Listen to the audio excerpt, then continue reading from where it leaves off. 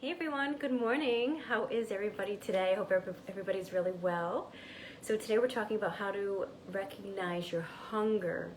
We've talked about how to recognize your fullness, and today we're focusing more on your actual hunger signals that your body is sending to you. So if you come on today, please say hello, let me know you're here, and if you catch the replay, hashtag replay. And I'm Kelsie Michaud, and this is what we're talking about today, how to recognize your hunger.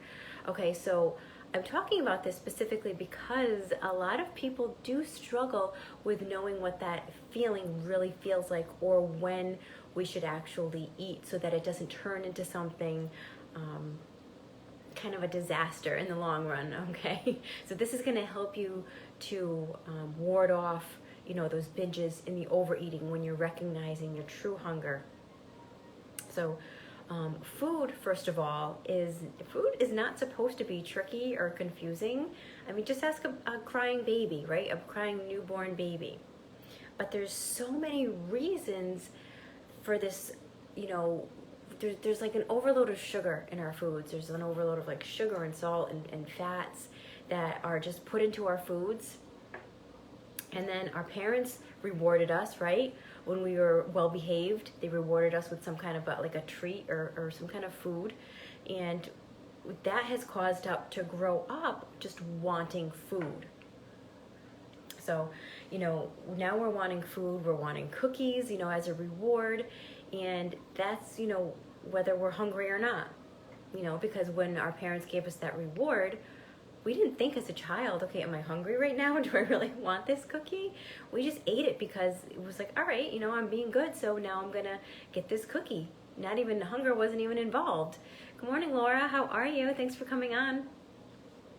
So, we've grown up wanting food, but we're not just when we're hungry, when we're bored, when we're stressed, when we're happy, when we're sad, when we're tired, or just because maybe we see a picture of something like an advertisement or a commercial. We see an ice cream cone and it looks really, really good.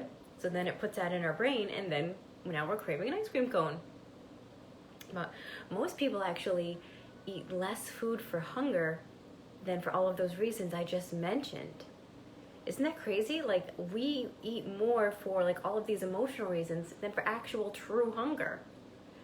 So it is completely normal. It's a completely normal part of just being human. We're human beings, and it's normal to eat for pleasure, and then you're letting your appetite, though, kind of get the best of you if you're not eating for true hunger. So if your true hunger is not what's driving the majority of your food choices and what you're eating, then that's what's going to cause the weight gain in the long run. But the thing is that we can listen to our hunger cues. Okay, it's not at a loss here. We can tune into our bodies and listen to our hunger cues. So if you really need to learn how to identify those hunger cues because you're not really sure of what it feels like, and then you want to eat according to that signal that's coming into you. It's a survival mechanism. That's why we feel hunger, okay? And you don't want to eat according to those other feelings, any other emotional feeling. And then this is going to be a really effective way for you to lose weight without having to count calories. It's like just letting your body do the math, okay? And also, like, your appetite's going to go up. It'll go up and down depending on what your energy levels are needed for the day, depending on like how much activity you actually had. If you were more getting out, going out regularly for walks, or if you did even walked even longer than what you normally would, or if you got to the gym, or maybe if you were a little more sedentary that day and we were not able to get out. So that's going to depend. Your hunger is going to change depending on all of that as well.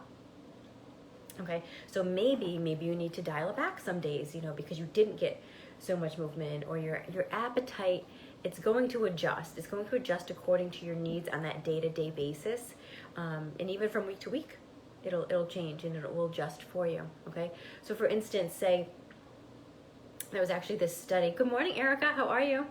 There was a study of more than 1,600 middle-aged women, And those women who ate in response to their hunger were more likely to be at a healthy weight compared to those who did not eat in response to their hunger cues, okay? And then there was a study that actually reviewed 26 studies that were all linked to intuitive eating, and they were all eating due to their physiological hunger, which is what intuitive eating basically is, and with not just a lower body mass index, but they also had lower blood pressure, they had lower cholesterol levels, they were making healthier food choices, and it improved their overall health. So when you're eating for hunger, rather than for all of these other reasons, whatever kind of emotion might be going on inside you, then the food is able to actually nourish you and fuel your body in a way that you not only want it to, but in a way that you really need it to, okay?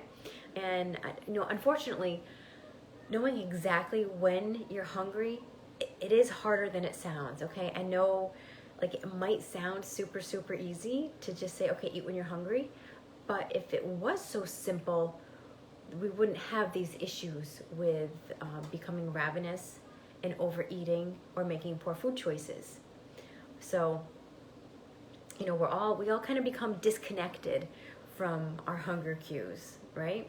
And we've gotten really used to eating for reasons that have absolutely nothing to do with our hunger. So it can be really hard to tell what that true physiological hunger actually feels like, especially if you've been a chronic dieter for many years. It's really hard to tell what that true hunger feels like.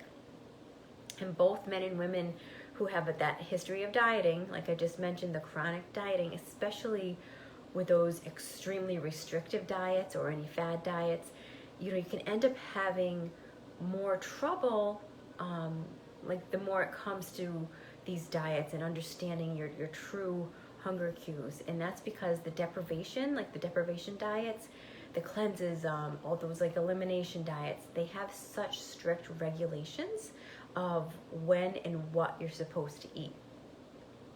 So you end up, you eat what the diet says, right? Not when you're hungry, because really on these diets, you're hungry all the time. So how do you know if you are really hungry, like just like true hunger, not an emotional hunger, but just true physical hunger? How do you know that? Well, when it comes to finding out if you really truly need to eat, the very first step is to just pause for a moment and ask yourself, am I hungry? Very simple question, okay? I think you can remember that. Am I hungry? It sounds simple, and it might even sound even a bit silly. It sounds so simple. But the simple question here, it's that door opener for you, okay? It's going to help you figure out that it gives you like this body, mind, heart scan, okay? Because it's giving you that moment to really tune into your body and see what your body is actually feeling in that very moment. So you want to notice what's going on in your body, both physically and emotionally. And okay, is your stomach growling? How are your energy levels? Are you feeling a little fatigued? Are you feeling a little sluggish? Are you full of energy? What about your mood? What kind of mood are you feeling at that moment? What were you doing when the idea of eating popped into your head? Okay, all of these factors come into play. And typical symptoms of true hunger and the need to eat really include like those hunger pains, your stomach growling, and the dips in your blood sugar, which is going to make you more sluggish and like feel like you need more energy, like you're low on energy. And that can sometimes you could feel maybe a little shakiness. You could feel lightheaded. You could get a headache. You could have trouble focusing, kind of feel like you're in that brain fog. All of these different feelings, okay? And they might be different from person to person. So it's a matter of you being able to tune into your own body and really listen and understand what those true hunger signals are when they're coming in, okay? So if you were to like turn down an apple, okay, and you're still hungry enough for like a candy bar, you might actually be feeling not that true hunger, okay? It's not like a physiological hunger, okay? So think about everything that's going on around you at that point. Think about everything that's going on. Like notice all of the factors that are pushing you towards the kitchen or towards that snack or towards the vending machine, or maybe you're keeping some snacks in your desk drawer at work. What's pushing you to that at that moment? Is it your true hunger or is it something else? Okay, so it's just like checking in. It's like checking in with like when you get in your car, you got to check to make sure you can go somewhere. If you need to stop and get gas, right? Make sure your car is fueled up, has enough energy to get you to where you need to go, right? So you're checking that gas gauge, especially as you're going to drive by a gas station on the highway. Like, okay, do I need to stop off at the next exit? You know, you don't just pull in, right? You look to see how much fuel you currently have in that tank, and then how many miles do I have? You know, how many miles are between you and that very next gas station? And you might think about if you need maybe a bathroom break before deciding, you know, whether or not you need to pull in or not. So these are all the things you need to take into consideration with your body, okay? Because here's a scenario that could happen. Say if you decide you're not hungry, think about your gas gauge on E, okay? So one option is to go ahead and eat anyway, because maybe your next opportunity to eat won't come along for another few hours. So you need to get lunch in while you can, right? Or maybe you just want to have maybe a piece or a slice of birthday cake, okay? You know, because, you know, when it's your birthday, you should have cake. And so eating for reasons like these kind of occasions, it's not a big deal. It's a normal part of balanced eating. It's when you give in to those non-hunger reasons all of the time on a regular basis, that's where it can get you into trouble. Okay, you see the difference there? Let me know if you have any questions. Pop it in the comments for me. I'm happy to answer your questions for you.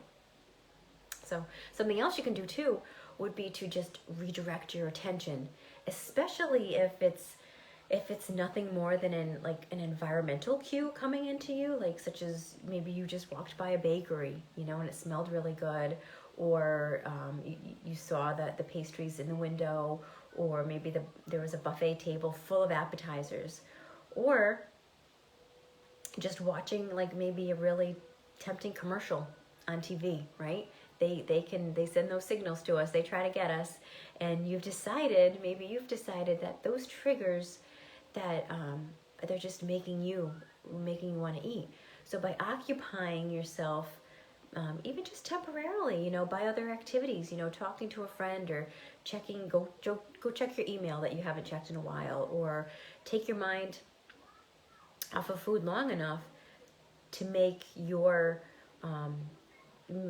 hunger be able to fade away. Because when you give it a couple minutes, you realize like, oh, you know, that craving was there, but now it's kind of dissipated, or it's just completely disappeared. And that does happen. It happens with myself sometimes. Sometimes I feel like, oh, I like a little something after lunch or after dinner, and then I end up going and doing something else, and it distracts me. And then after a little bit, I'm like, oh, I don't even feel like anything now. I'm good. So it's possible that does happen. So if you can distract yourself for a little bit and see if maybe that wasn't even true hunger. Oh, thank you, Laura. That's so sweet of you. Thank you so much. Made my day.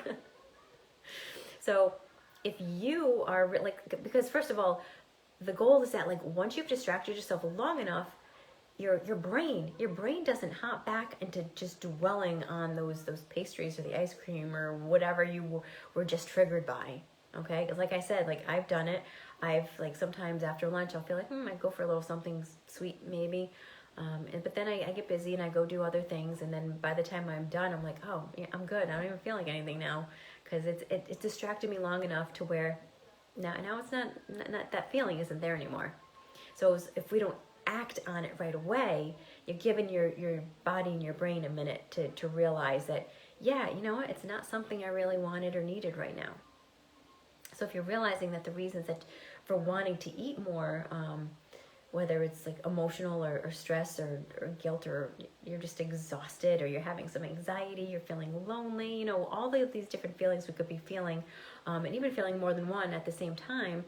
Giving attention to those emotions, can really just go head on into those emotions, because that can not only help you prevent overeating, it can actually foster this better emotional and mental health for you. And a lot of times when we think we have a problem with food, our bodies are really, they're really like, they're thinking about like how are we meeting these emotional needs, okay? That's what you need to think about. Like, by actually addressing our feelings, we can actually meet our emotional needs so much better than we can with food. Hey Christine, how are you? Thanks for hopping on.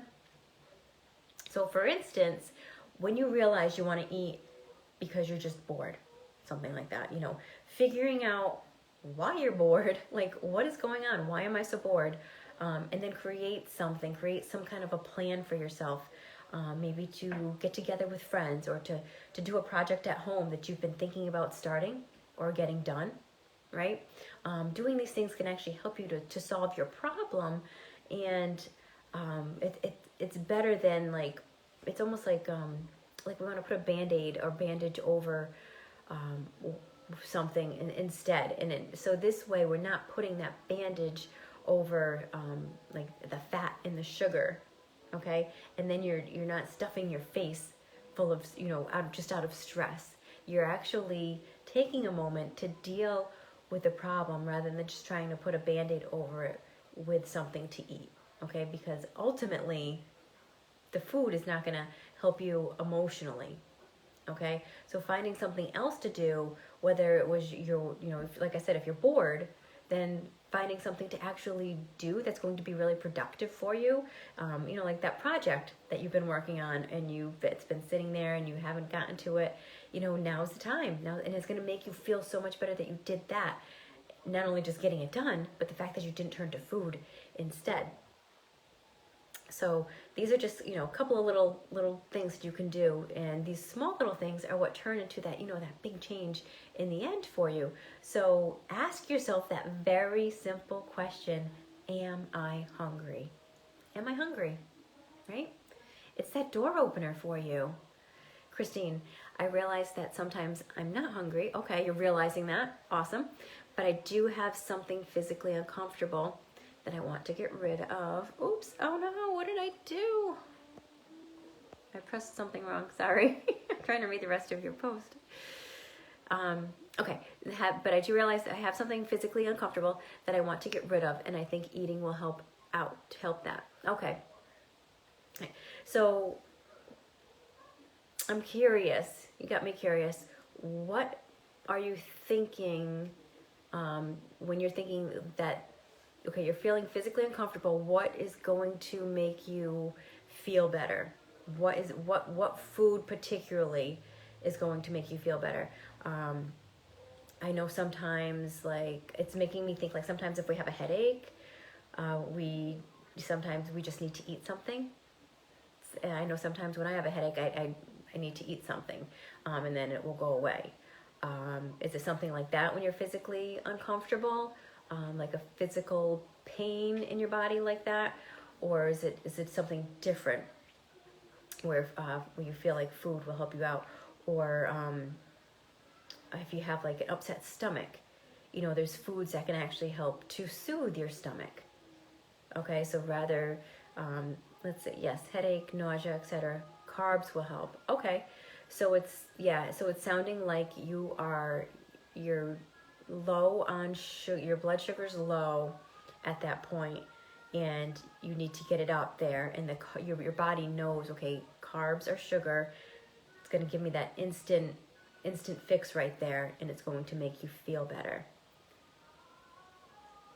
I'm not sure if that's true, but you think so. Okay, so if that's been your experience as you go along and you have a headache and then you eat some carbs, and if your headache goes away, that's the sugar there. And sugar, it's a drug, okay? It's addicting. It's a drug. So it's almost like when you wean yourself. This is just what I'm thinking here, what it sounds like. But when you wean yourself off of something, then you get that headache, whether like you're weaning yourself off of caffeine or you're weaning yourself off of an actual drug. You get headaches, or you get those withdrawal symptoms. It sounds like, okay, your body hasn't had that sugar, or like I know you woke up this morning with a headache. So your body hasn't had the sugar throughout the night. And now your blood sugar has dropped. And so now it knows it needs that to help get it back into balance where it wants to be. But then there's the struggle with it being a little going up, spiking a little bit too high, coming back down, and then needing more. And there's that crazy vicious cycle all over again. So that's where we need to make sure we throw some protein and some healthy fat in there for us, so that when it comes back up, it'll balance off for us and stay more balanced, rather than keeping that spike going up and down for us. So make sure you're getting some protein in this morning for me. And for you, really, for you, so that you'll feel better. Okay, so I hope that helped. And we can talk about that more too at a later date. So so the simple question is just, ask yourself if you're hungry when you feel like, if you're not sure if you're hungry, because you want to tune into those true, real hunger signals, rather than eating because you're sad or lonely or bored or anxious or any of those emotions that we could be feeling. And that's where we start to learn that, okay, I'm truly hungry right now. I'm feeling those feelings physically in my body. I'm feeling the stomach growling. I'm feeling kind of sluggish or tired, or I'm feeling it in the back of my throat. And the back of your throat is absolute true hunger. That's where I always feel it, and I know, yes, it's time to eat. And that's it. That's exactly it. At that moment, it's time to eat. It's not time to ignore that feeling. It's not time to eat in a half an hour or an hour from then when you're feeling that feeling. It's right then. Plan for food, because that's going to set you up for success. Okay? That's what's going to keep you from overeating and binging in the long run. Okay? So I hope that makes sense to you. If not, let me know. Ask me any questions. I'm happy to answer them for you. But that's the beginning where you start to honor your hunger. Okay? So I hope that makes sense for you. It's a simple question. Am I hungry? Right? Okay? It's that door opener for you. It opens the door for you to go in another direction.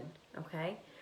So ask it, and the changes to your health, your mind, and your body are just going to be so well worth it, just from asking yourself that simple question and getting to know your body better. So let me know if anything comes up for you guys, any questions. If there's no more right now, I am going to hop off. But I hope everyone has a very beautiful day, and I'll talk to you guys soon. Bye, guys.